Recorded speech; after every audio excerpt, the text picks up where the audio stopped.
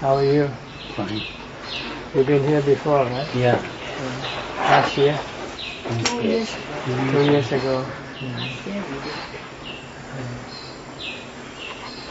So what did you do? Went to see different Ajahn teachers? Pay respect? Did they give you any Dhamma? Yes. They do. Can you make use of the Dhamma they give you?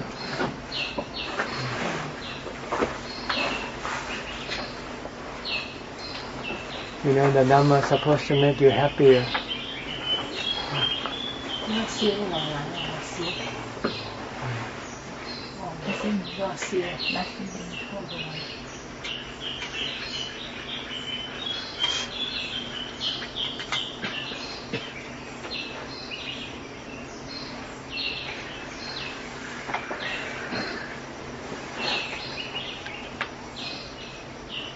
You stay at Ajahn Long Pu Jie's temple, Long Po Jie temple.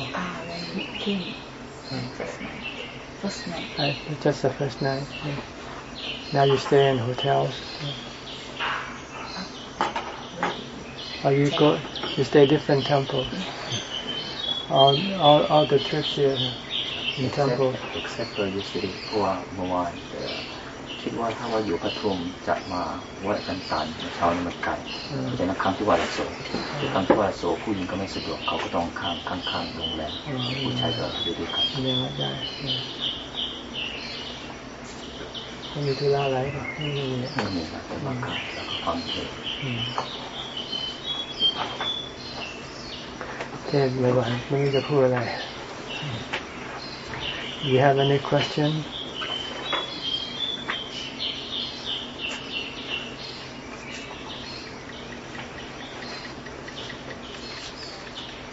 You know why you have to make dana? You know why you have to give your money away? Because money is poison.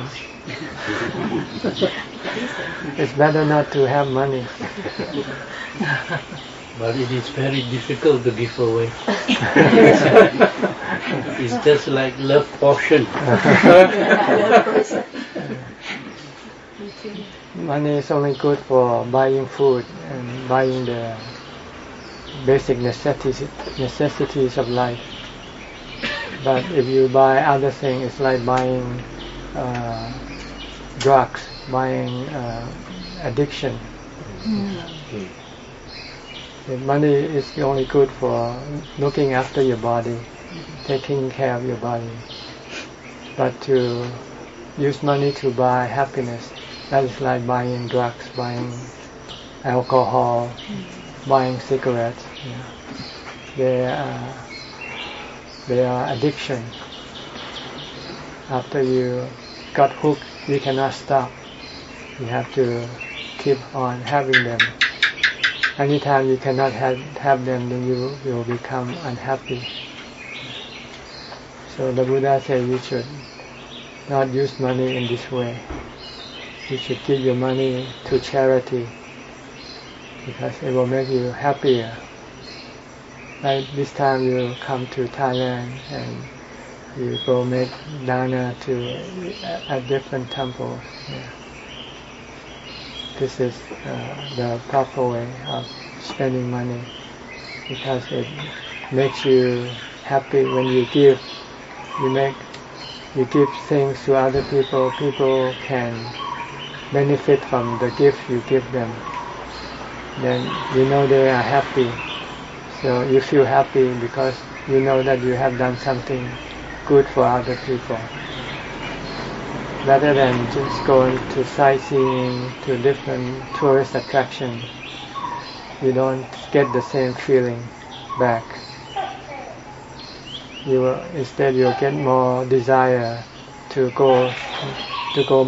have more sightseeing, to go to more places. No matter how many places you go, you will still feel like you still have to go because they are never fulfilling. But to give dana, they can make you feel fulfilled. make you feel full, make you feel you don't need to have to go places. So this is the purpose of dana, to make use of your money wisely, to benefit your mind, and to get rid of your addiction from using money in the wrong way. So that's the purpose of charity or dana. And it also reduces your desire to have more money. If you make money, then you have to give money away to charity. Then you say, what's the purpose of making money? The reason why you make money is because you want to spend it on yourself, for yourself. But spending money this way is harmful to your mind, because it keeps you having to make more money so that you can spend more money this way. And the result is you never fulfilling. Your mind is never fulfilled by this kind of using money this way. But if you use money in the way of charity, it can make you feel content, make you feel happy. Then you also make you feel not having to work so hard to make so much money anymore. Then you can, when you're not having the desire to make money, then you will have time to come and practice Dhamma, to keep the Sila, keep the 5 precepts, the 8 precepts. Have time to meditate. When you meditate, then you will find the real kind of happiness. This kind of happiness is fulfilling. It will make you content. It will make you have no desire to have anything, to be anything, or to want anything to be anything. You're happy with yourself, you can leave everything alone, let go of everything. Right now you cannot let go of things because you depend on them. You cannot depend on yourself. You have to depend on money, you have to depend on other people to make you happy. You have to depend on other things to make you happy. And if anything goes wrong with them, you feel unhappy. But if you have happy from meditation practice, then you don't care what happened to other things, other people, because you don't have to rely on them anymore. Even your body, you will not be concerned or afraid or be affected when the body get old or get sick or die, because once you can find happiness from meditation, you don't need to use the body. You use mindfulness to make your mind to become peace and calm, to be happy. So this is the right way, the way that will create pure happiness, no sadness accompany. The other kind of happiness that you go for, they are accompanied by unhappiness, because there will be a time when you will not be able to find happiness that way. When you run out of money, or when your body is too weak, or when you're sick, you cannot go and find the happiness that you used to find. Or the things or the people that you used to make you happy, they are no longer with you. They die or they disappear then that happiness that you have from them will also disappear. And what replaces is the unhappiness, sadness. When you lose your loved ones, how do you feel? Very sad. That's right. That's the kind of happiness that you go after, see? The kind of happiness that will be followed by unhappiness, sadness. This will be with everything in this world, whether it's people or things or places or anything. They will give you happiness, but then eventually they will disappear from you. then what follows is unhappiness, sadness. So if you don't want to have this kind of sadness, then you must give up this kind of happiness and seek the other kind of happiness, the kind of happiness that the Buddha had discovered, the happiness from peace of mind, but from meditation, from controlling your mind with mindfulness. You need mindfulness to stop your thoughts. Your thought is the one that makes your mind feel hungry, desiring for things. If you can stop your thoughts, then the desire will disappear, and you will find peace and contentment, happiness. And normally we feel there's a duty to take care of the family. That's the consequence because of having come and being born.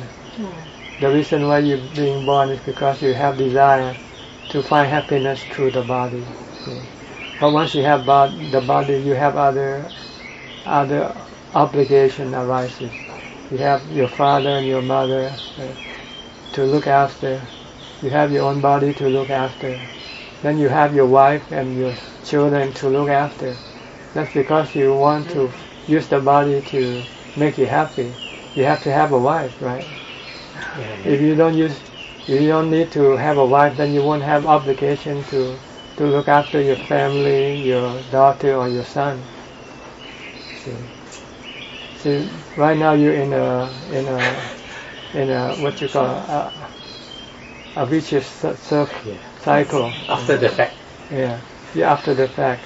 So you have to reverse the process, like the Buddha did. See? The Buddha said, I have to get out of this circle. I have to get out of my family. I have to run away. Leave them alone. They can continue. Don't worry. What happened if you die today? Life goes on for them, right? Okay, so you just go and do what the Buddha did. Go away and stay in a temple somewhere where nobody knows where you are. And then try to be like monks. Then you just assume that you're dead from your family. You have an accident or you have cancer and you die. And then they go on. If you leave them some money, then no problem. If you don't take any money with you, you leave all your possession with them. They can go on. Even in that state, that means it's not a happy state to live. Like for example, if they are not able to take care of themselves. Well, how do you know that they won't be able to take care of themselves? What happens if you die today? Okay. Right? Whether they take care of themselves, that's not your business anymore, right? When you die. Yeah. So you want to ensure that they take care of themselves, then you prepare some money and things for them, and teach them to do things for themselves. Don't rely on you so much. Tell them to go to work, earn money themselves. So what Bhante says is find a way to run. Huh? I mean, this is the way to get to where the Buddha got. Everybody has to do the same thing. We all monks. We were like you before. We have obligation. We have families, duties. We have parents. But if you think hard enough, you say this is not it's not important. If you just think that what happened if you die today, those people who live, they will somehow manage to go on. If they can't go on, then they also die. And anyway, even if they can go on, they eventually will die in the end. It's just a matter of time, sooner or later. That's all. But if you want to get out of this cycle of rebirth, then you have to do what the Buddha did. You have to go find another kind of happiness. Because that kind of happiness will stop your desire to use the body as the means of finding happiness for you. The reason why we come back and reborn again, because we need the body. We want to see, we want to hear. You need to have a body to see, to hear. But if you can meditate and find another kind of happiness, then you won't need the body. Then once you don't need the body, then you don't have to come back and be reborn. It's like if you don't have to use a car, then you won't have to buy a new car. The reason why you still want to buy a new car because you still want to use the car. But if you can stay at home and don't have to go out of the house, because you have all the things you need in the house, better than going outside. So why should you go outside the house? The problem is you don't have anything in the house, see? So you have to go outside the house. And to go outside you need transport. Like you see, if you have enough, or if you have everything in Penang, you don't have to come here. See? Because you don't have, if you have peace of mind, happiness inside yourself, you won't come from Penang to come here. You will ask yourself what for, because when you come here, you won't get as much as you would get where you were in Penang. The happiness that you can get from meditation is the better kind of happiness than the happiness that you will find from going outside of the mind. The happiness that you find through your body is not as good as the happiness that you get from your meditation. But you haven't got to that point, see? So you still need to go to use the body. For happiness. Yeah. That's why you have to keep coming back again and again. And it's good that way though, because come to the right place will tell you what to do. The message. Yeah. Once you get the message and you can carry on and do what you're told to do, one day you won't have to come here. So right now you have to reduce your other kind of happiness and try to develop this new kind of happiness. And the only way to do it is you have to choose one way or the other. You can't just do both. Well, you can do both, but maybe you can reduce down the old ways and try to do more of the new way. Like the Buddha recommend at least once a week you take the 8 precepts and stay at home. Don't go outside. Don't use the body to find happiness for you. Like don't go to party, don't dinner party or go into entertainment venues, or do any kind of activity that using the body. Come stay in a quiet place, either in your house or go to the temple, somewhere where it is quiet and you are not disturbed by the sights and sound, smell that will distract your mind, distract your concentration. Come be alone and try to concentrate your mind to focus on only one object, like using Bhutto Bhutto, repeating Bhutto Bhutto, or watch your body activity. Don't think about anybody, anything. Just try to be with the body or with Bhutto. If you can do this, then your mind will not be able to think about other things.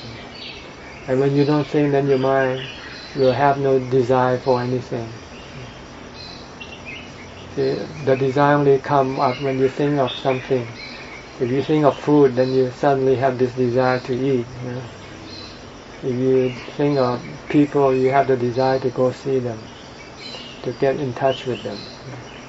But you don't think about them, then you don't have any desire to have to do anything with them. So this is the way to bring your mind inside and become peaceful and happy. You have to stop your mind from going outside by thinking. See? When you think, the mind is already going outside. You think of Penang, in a couple of days you'll be back there. If you don't think about Penang, you might stay here for another year, for the whole year. You forget about Penang, But you keep thinking about Penang, thinking about your family, your business, your property. You say, oh, I have to go back. I have to go look after my property, my friend, my family. I have obligations. This is all your thoughts. If you can stop thinking about this, then you can stay here with me. Stay.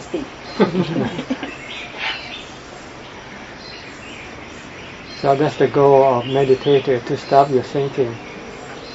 Because when you can stop your thinking, your mind become empty and peaceful and happy.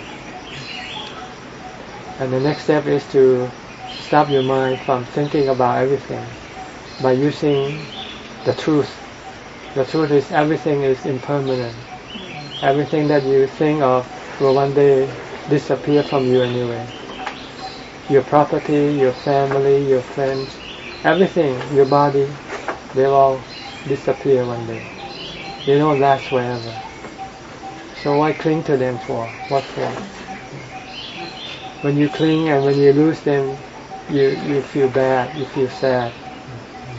But when you don't cling to them, when they leave you, they disappear from you, you don't feel bad, you don't feel sad. Because you don't need them. Some of the things you say create fear.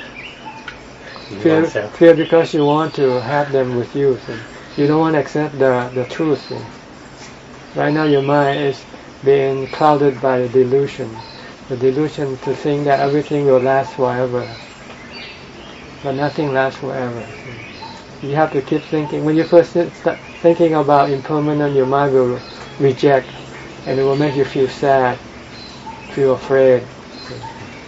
But if you can force yourself to keep thinking, eventually you'll accept the truth.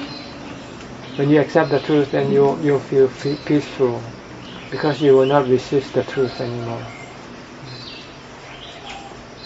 And the only way to do it in a way that you don't feel sad is you first must calm your mind first. When you calm your mind, then the resistance is less. The resistance is your defilement, your delusion, your desire to have things last forever. That's the delusion. Because the truth is nothing lasts forever. Even this planet doesn't last forever. One day this planet will become like Mars, maybe, when all the atmosphere disappear. Like what we're having right now, global warming. Who knows, one day the temperature can be so high that it will boil everything on this earth. Then it will become like Mars, like a desert. No trees, nothing. Maybe Mars before was like this, like our earth, like our planet. So this is the way things are. Everything will eventually be destroyed. So don't cling to them. Accept them. Doesn't matter, because the truth is you are not destroyed with everything. See, this is the secret you don't know. Because you don't know who you are. Your delusion tells you that you are the body, right? But the truth is not that. You are the mind, that's the truth. But you don't know that. You only see this if you meditate. Because when you meditate and your mind becomes completely calm and concentrated, the mind will separate from the body.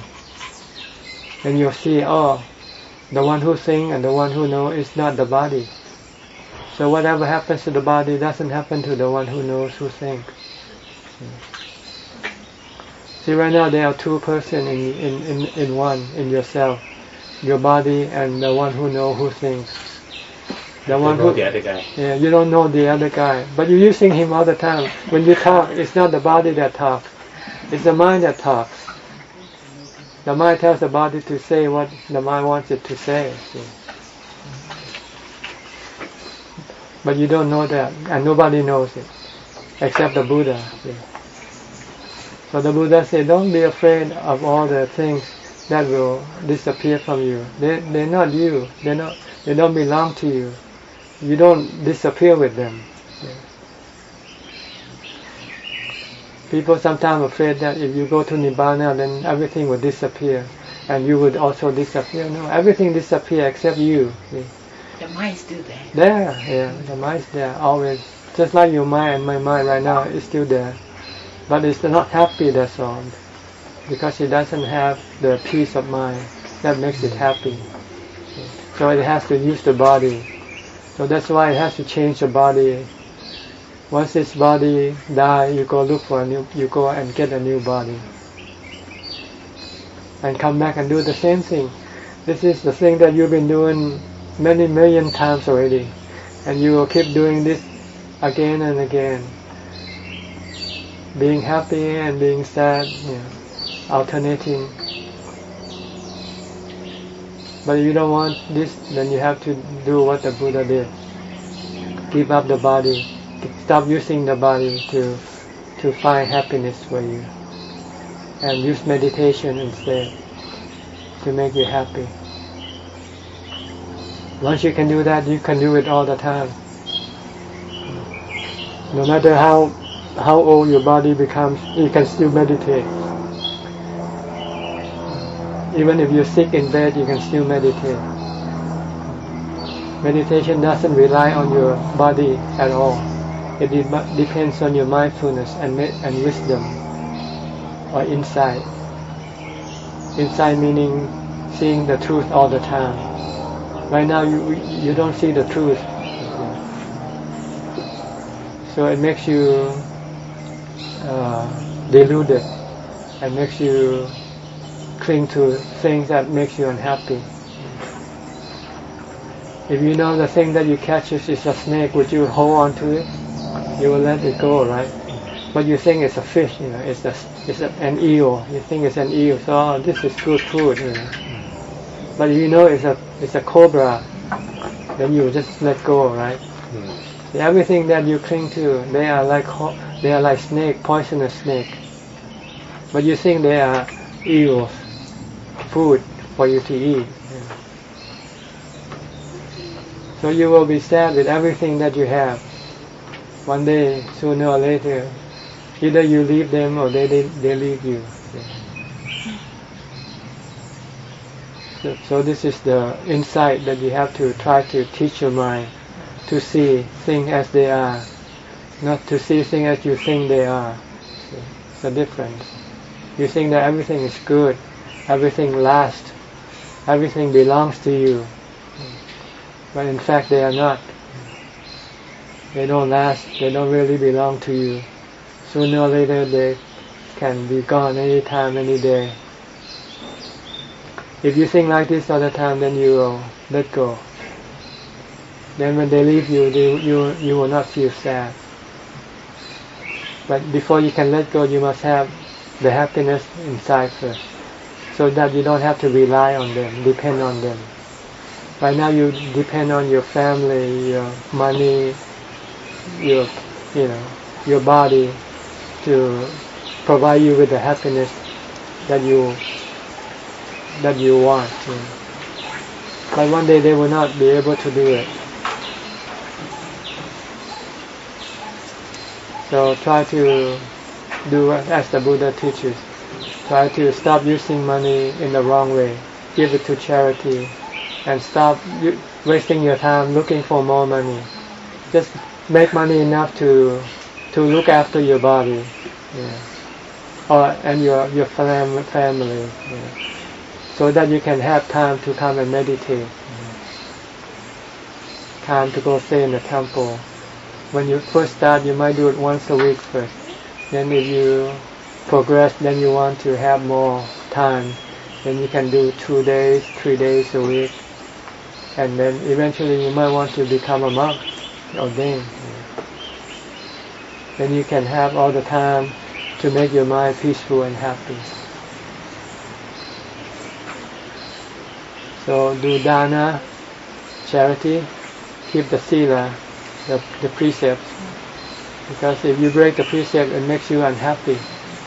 When you steal, when you cheat, when you lie, you don't feel good. So try not to break the precepts. And if you can keep the 5 precepts, then you can move up to the 8th precept. once a week keep the 8 precepts. On the other day keep the 5 precepts first. You can do this on a gradual basis. You don't have to do suddenly like become a monk right away. You won't be able to do it. Like start running a marathon the first time you run. You won't be able to do it. But people who run marathon, they start from 1 kilometer to 2 kilometers. They keep adding, because they can build up the strength. The mind is the same way. You can build up your mental strength to give up more money, to keep more precepts, to practice more meditation. But you have to do from the point where you can, and build up from there. You don't want to suddenly go up to where when you start, you want to go to the point where the monk or the Buddha did. That's not possible. So you have to be a temporary monk first. Be a monk once a week. Keep the 8 precepts. Go to stay in the temple. This is like being a monk for 1 day. The Buddha wants you to try to taste the food first before you order the food.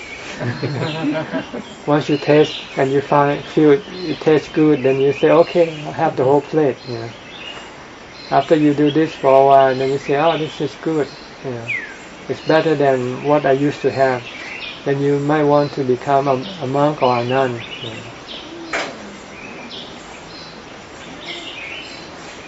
Okay, so remember, dana, sila, and bhavana. These are the steps that you have to go on. This is the path to true happiness. The path to the cessation of all suffering. The path to the cessation of rebirth. Go through dana, sila, and bhavana. Okay? You want to ask any questions? May I make a comment a few words? One of American millionaire, he talked about the money, and he said that money is indispensable.